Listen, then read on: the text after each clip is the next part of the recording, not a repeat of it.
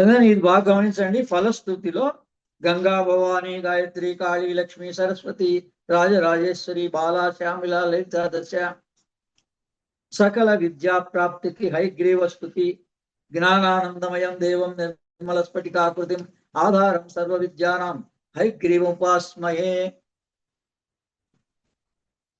అని చాలా సింపుల్ గా లలితా సహస్రనామం ఎలా చదువుకోవాలో నేర్పించడం జరుగుతోంది.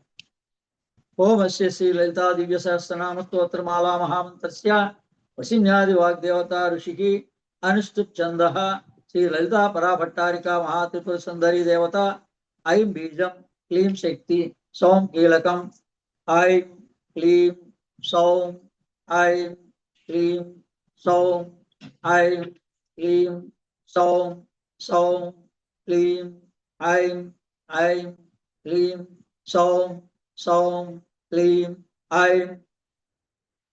మీరు సరిగ్గా చేస్తే అదే యోగం అయిపోతుంది.